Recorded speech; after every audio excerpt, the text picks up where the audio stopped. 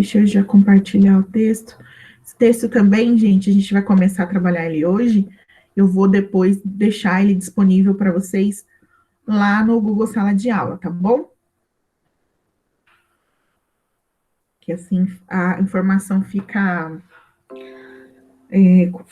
como se diz, fica concentrada num lugar só.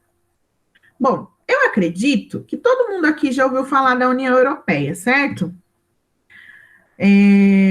Vocês sabem me dizer o que é a União Europeia?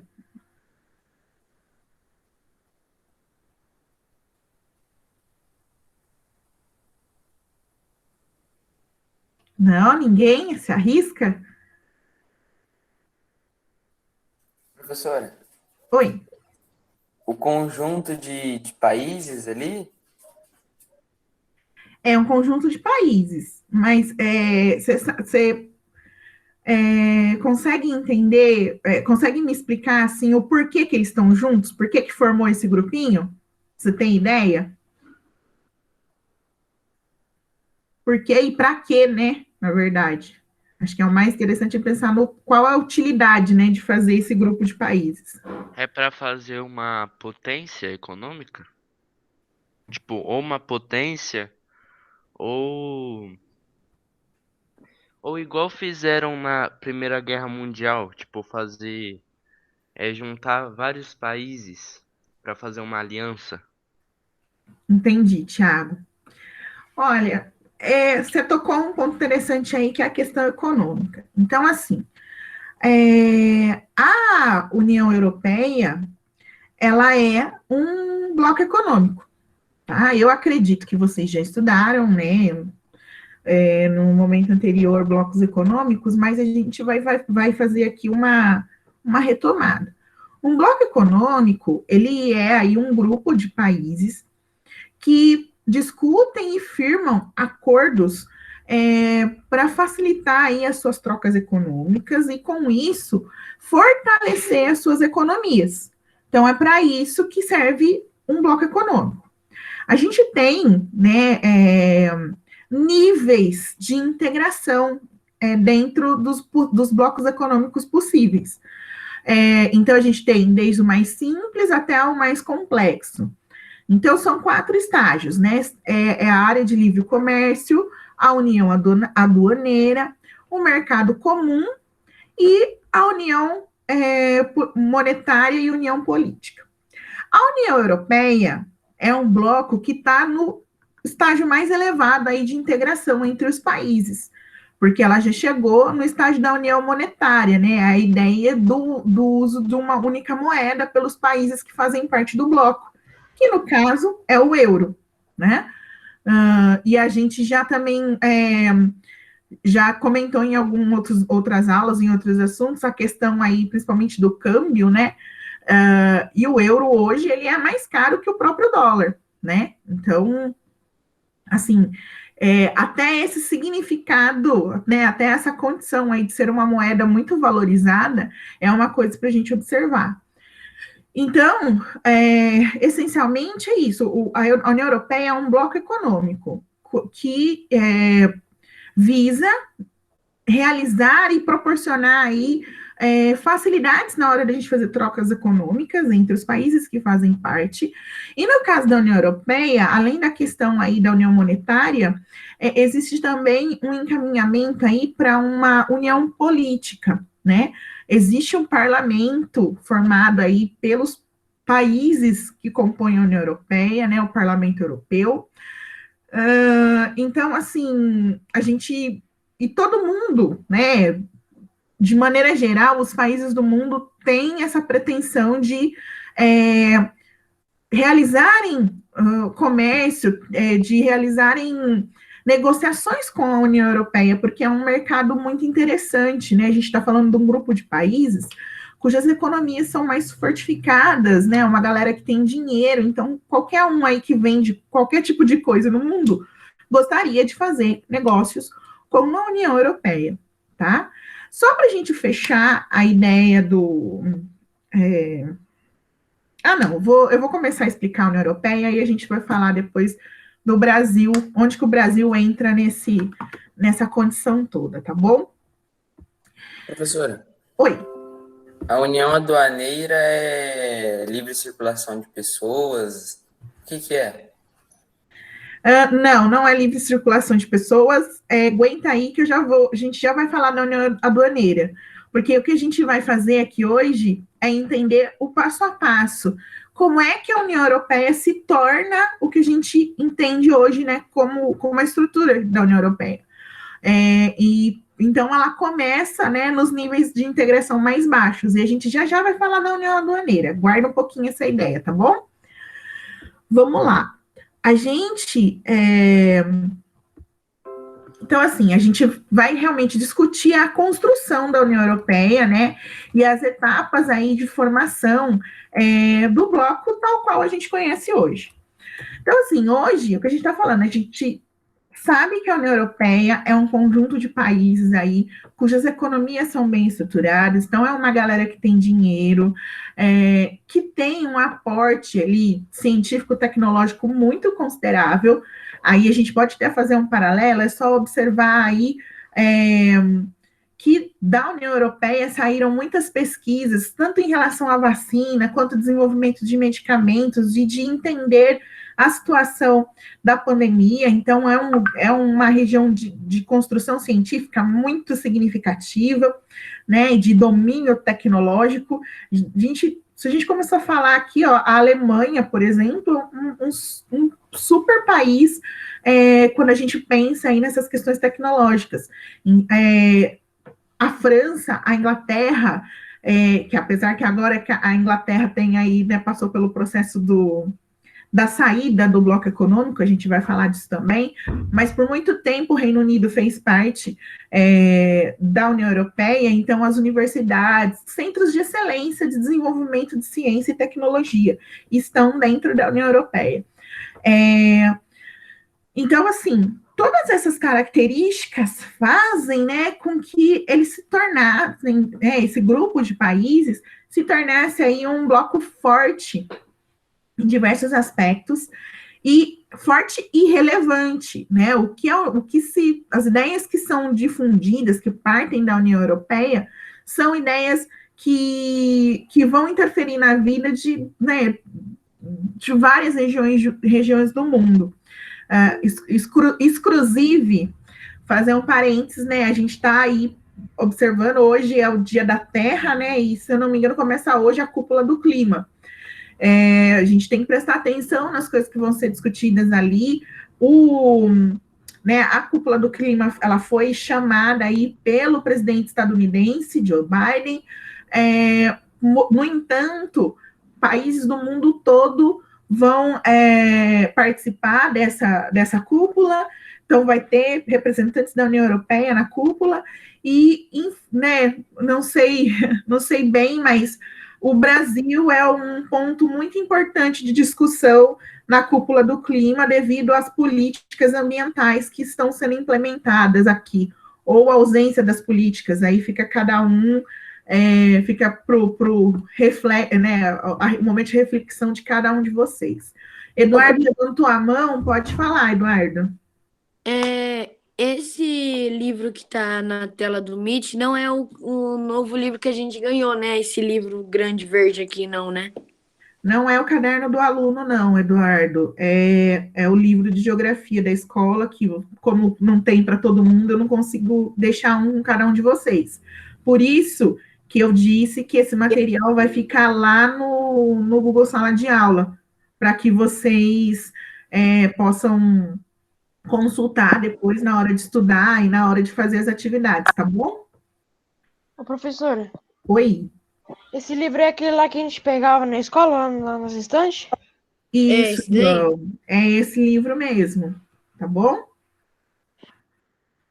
Precisa copiar, não, né? Gente, quando assim, copiar o texto, não, porque, como eu disse, ele vai estar lá no Google Sala de Aula para vocês consultarem. Eu acho que o que vocês devem fazer é tomar nota das explicações. Isso eu acho interessante que vocês façam, tá bom? Então, vamos retomar aqui.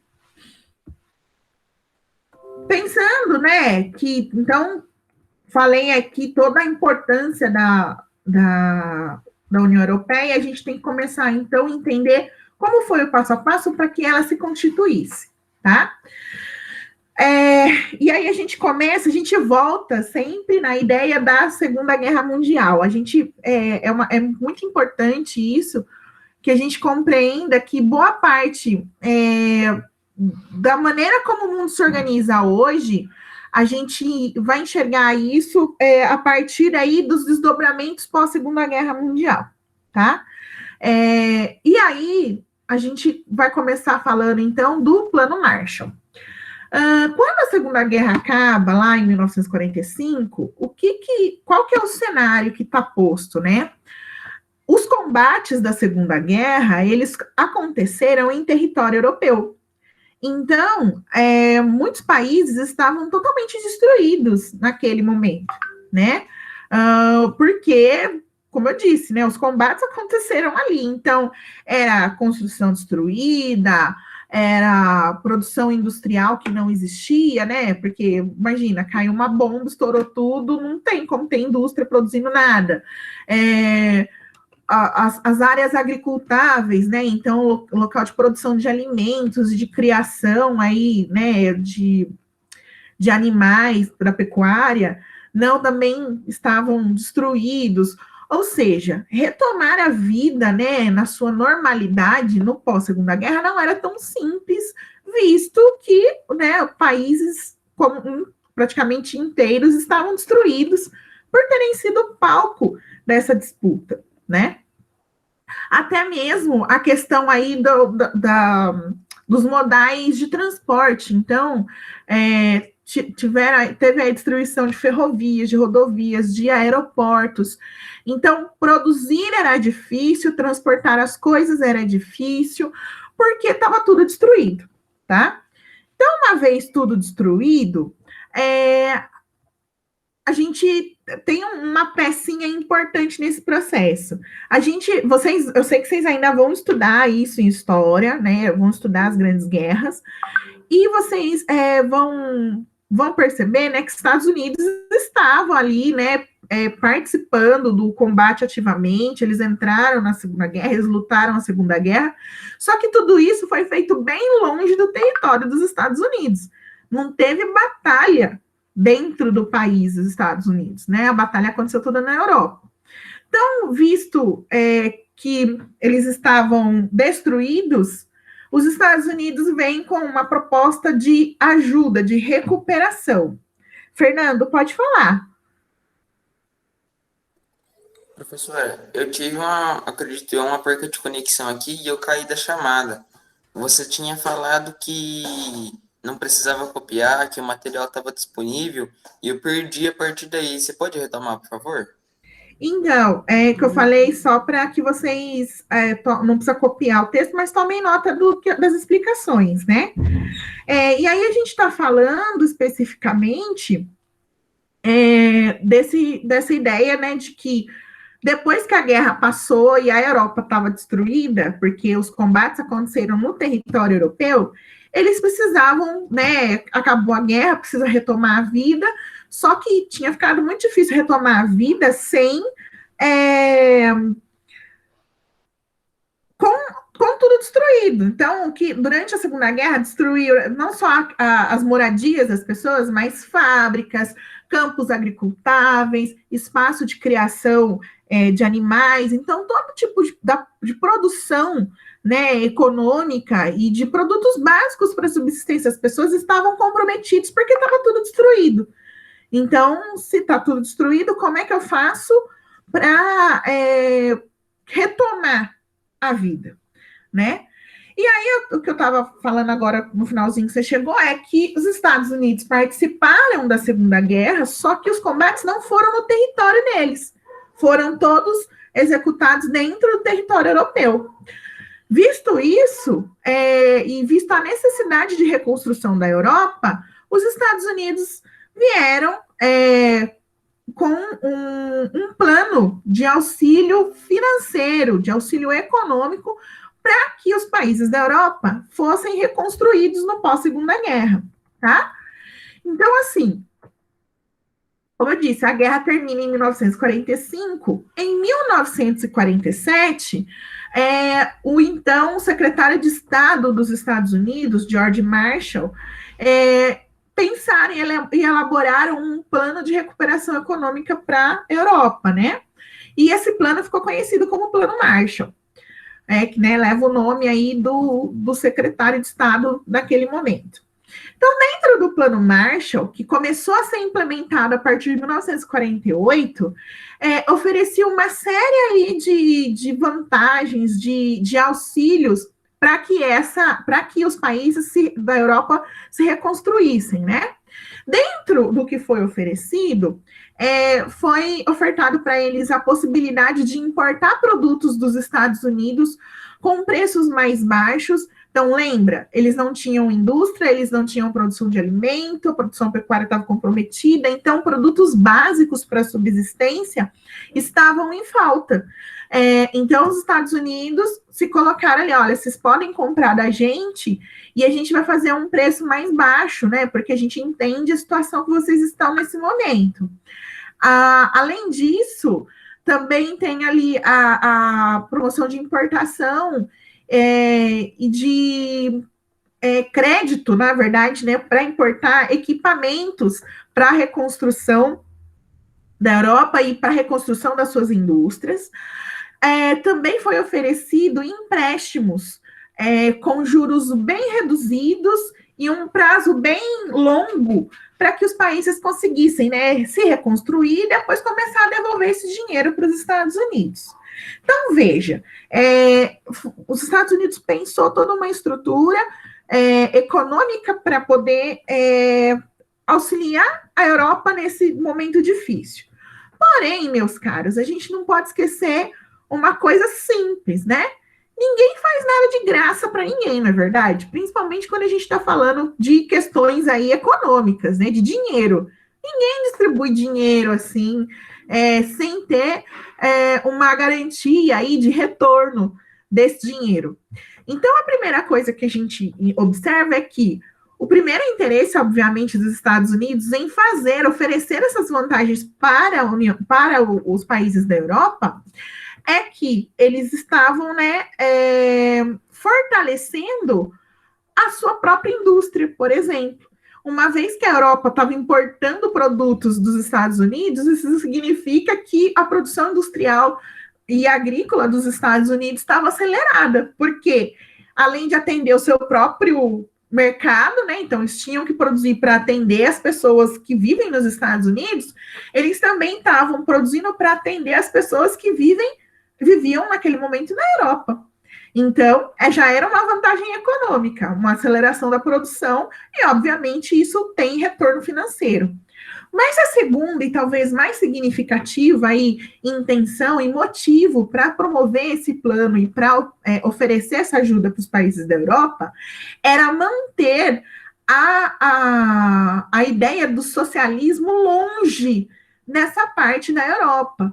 Porque no pós-Segunda Guerra, a gente vê uma expansão da União Soviética, então países do leste europeu que passaram a fazer parte da União Soviética e implementaram o socialismo como modelo econômico. Então, para evitar essa expansão, então, para evitar que a União Soviética crescesse mais do que ela já era grande naquele momento, eles resolveram oferecer essa ajuda, e assim, a partir do momento que eles oferecem ajuda financeira, meio que os países ficam comprometidos a seguir a ideia, né, do lado capitalista, que era liderado ali pelos Estados Unidos naquele momento. Então, como eu disse, nada é sem intencionalidade, sempre tem algum motivo, tem uma intenção por trás das coisas, né? E naquele momento, né, essa motivação geopolítica de conter o avanço do socialismo era importante porque ali já tinha, a União Soviética já tinha conseguido agregar ali países como a Hungria, a Polônia, a parte da Alemanha, né, a Alemanha Oriental, entre outros países, né? Também vocês vão estudar a Guerra Fria, né, depois aí da parte das grandes guerras, e vocês vão entender que o mundo ficou dividido em duas partes, né, a parte que era socialista e a parte capitalista. Tudo bem? Até aqui, gente, das intenções, do porquê que os Estados Unidos ajudou, tá tudo bem? Alguém tem alguma dúvida? O Tiago levantou a mão. Ô, professora, é tão incrível, né?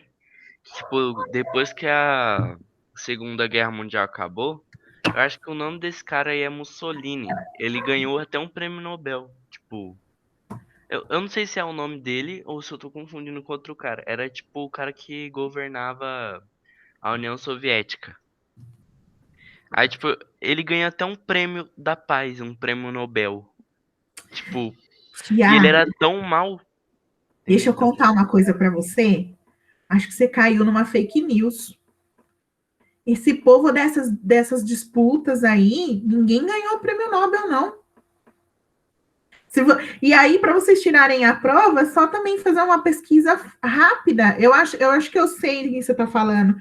Eu também já vi essa história de que o Mussolini, na verdade, ele era o presidente fascista que governava a Alemanha no período da Alemanha, não, perdão, a Itália durante a Segunda Guerra.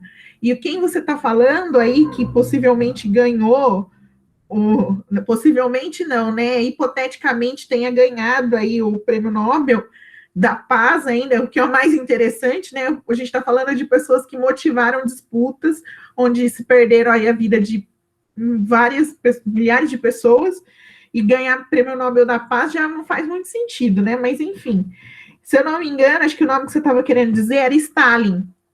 E não, o Stalin não ganhou nenhum prêmio Nobel. E como só para deixar claro para vocês, vocês podem encontrar a lista das pessoas que já foram agraciadas com o Nobel da Paz. E eu posso garantir para você que você não vai achar o nome do Stalin lá, tá bom? Acho que por isso que a gente tem que tomar bastante cuidado sempre com aquilo que está circula na internet, né, gente? Porque a internet, no fim das contas, é terra de ninguém, né? Então, as pessoas podem escrever qualquer coisa e às vezes a gente não tem muita certeza de se aquilo é verdade ou não. Por isso que na semana passada, quando eu orientei vocês a pesquisar para fazer o trabalho lá do canal de Suez, eu disse para vocês tomarem cuidado com as fontes, né? Porque vocês podem encontrar informações inverídicas ou informações contraditórias. Então, sempre quando a gente vai pesquisar alguma coisa, a gente precisa ter esse cuidado. E quando vocês receberem essas notícias assim, vale a pena vocês sempre verificarem se aquela informação é verdadeira. Pode falar, Thiago. Ui, caiu meu livro. Peraí, gente. Pode falar. eu acho que eu confundi de novo. Mas, tipo assim, mas eu não sei, tipo, se foi o prêmio da paz ou se foi um prêmio Lenin, alguma coisa do tipo, sei lá, professor. Tipo, eu só, tipo, pesquisei sobre esse cara aí falava que ele tinha ganhado um prêmio lá, tipo, depois da Segunda Guerra. E é isso. Bom, esse outro nome que você diz, eu acredito que seja Lenin, que você quis dizer. Aí, essa parte de prêmio Lenin, eu, honestamente, pelo menos não me vem nada à cabeça agora. Mas o Lenin, ele é uma figura importante dentro da Revolução Russa, né? Quando, lá em 1917, quando, né, a gente tem lá uma disputa também interna que resulta aí no início da formação da União Soviética. Então, assim, são coisas distintas, tá bom? Tudo bem, gente, até aqui? Oi, Tiago, você quer falar mais alguma coisa? Não, eu entendi. Então tá bom. Então, gente, continuemos aqui.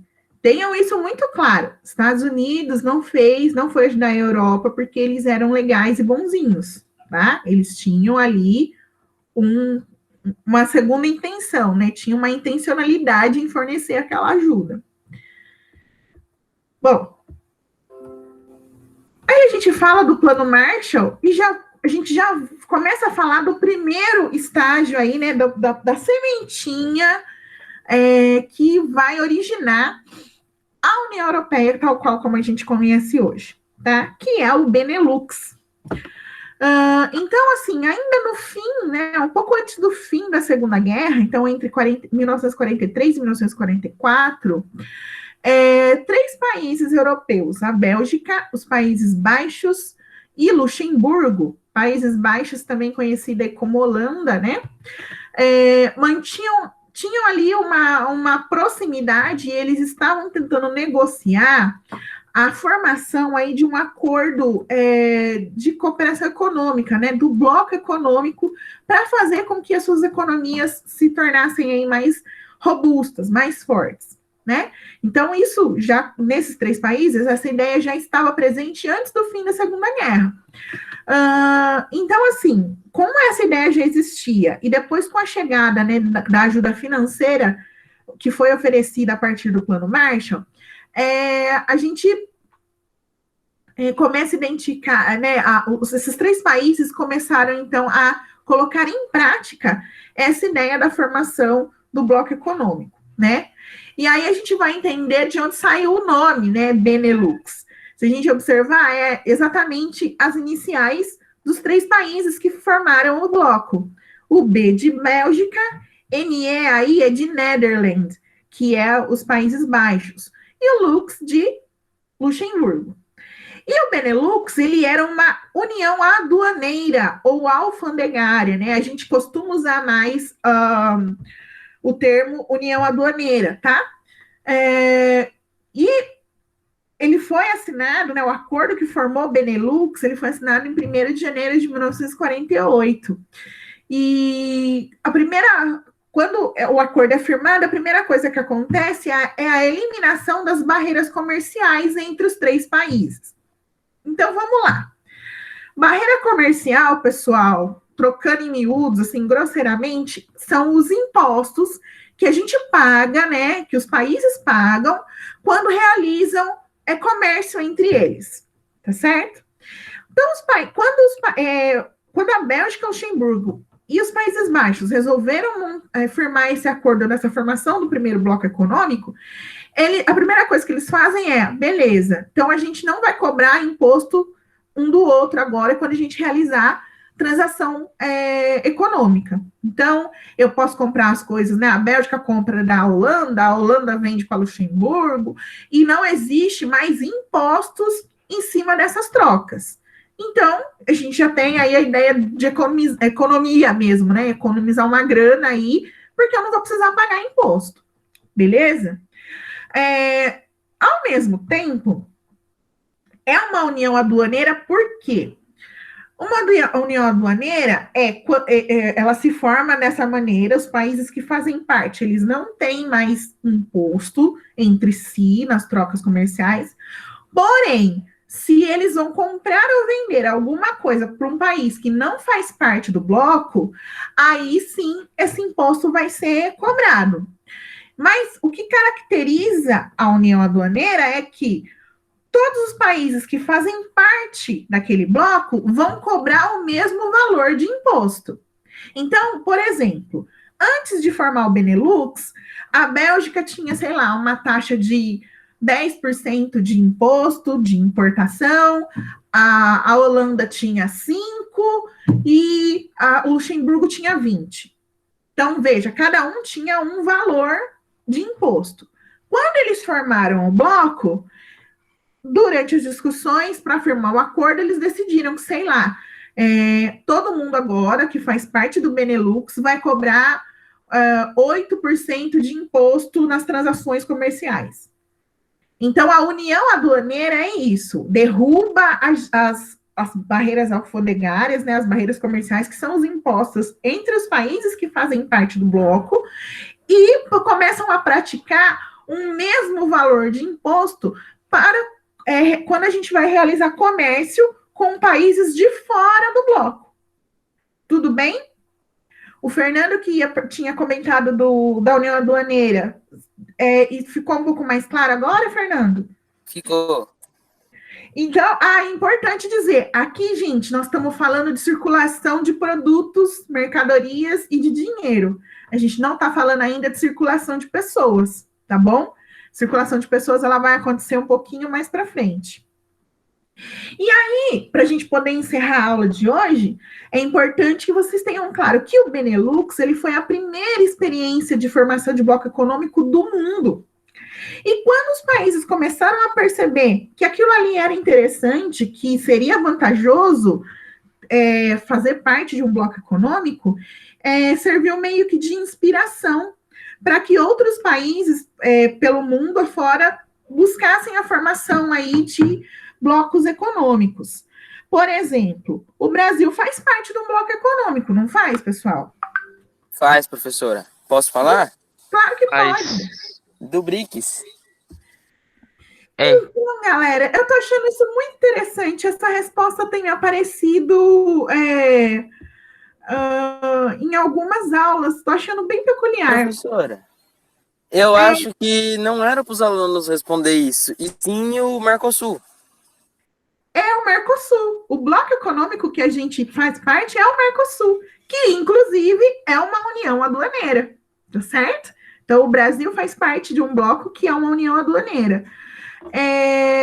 O BRICS, pessoal, eu tô achando bastante interessante essa confusão que vocês estão fazendo. O BRICS, ele não é vocês alunos, não vocês aqui do nono C. De maneira geral, eu tenho notado essa pequena confusão. O BRICS, ele não é um bloco econômico, ele é um acordo de cooperação mútua. Então, não é só questão de economia, é de troca de experiência política, de experiência científica e tecnológica. É claro que eles acabam tendo ali, né, os países que fazem parte do BRICS acabam tendo ali alguma relação comercial, mas o intuito não é facilitar as trocas comerciais, e sim dividir experiências, né? Então, por isso que o BRICS não é um bloco econômico, ele é um acordo de cooperação mútua, tá bom? Só para ficar aí meio mais distinto. Ô, professora, Oi, Thiago. Na próxima aula, eu sei que não vai dar tempo de responder, Aham. mas, tipo, por causa desses blocos econômicos que, tipo, estão separados no mundo inteiro, pode ter uma guerra por causa disso? Tipo, por causa do mesmo motivo, da Primeira Guerra? Olha, Tiago, quando a gente fala aí de questões comerciais, o que, né, e que é a essência aí da motivação de um bloco econômico, o tipo de disputa que a gente pode ter são realmente disputas econômicas. Então, guerra mesmo, né, de ter um jogando bomba no outro, eu acredito que não. Porém, existem retaliações econômicas. Então, se eu faço alguma coisa que desagrade alguém, né, aquele país ou aquele bloco pode exercer retaliações, tipo, beleza, vocês não vão atender o que eu estou pedindo aqui para poder fazer comércio com você, então eu não vou comprar mais de você. Isso existe. Tanto é que eu quis comentar aí no início da aula, que eu falei da cúpula do clima, nós estamos com um super problema para manter algumas relações comerciais com a União Europeia devido às políticas ambientais que o Brasil vem desenvolvendo nos últimos anos. Então, beleza, né? Vamos derrubar a floresta? Vamos, só que a gente está perdendo. Então, não vai ter uma disputa assim, exército contra exército, mas existe uma disputa econômica, que por vezes pode ser tão terrível quanto, né, um exército contra o outro. Porque se a gente mexe na economia, a gente abala várias estruturas dentro de um país, né? Não sei se ficou claro, Thiago. Entendeu? Beleza, então, gente. Então, assim, mas a gente retoma, né, obviamente, na próxima aula. Se tiver aí mais alguma dúvida, vocês anotem para a gente conversar semana que vem. Pessoal, eu vou interromper a gravação. Eu sei que já passou 2 minutinhos aí, mas eu vou fazer chamada rapidinho.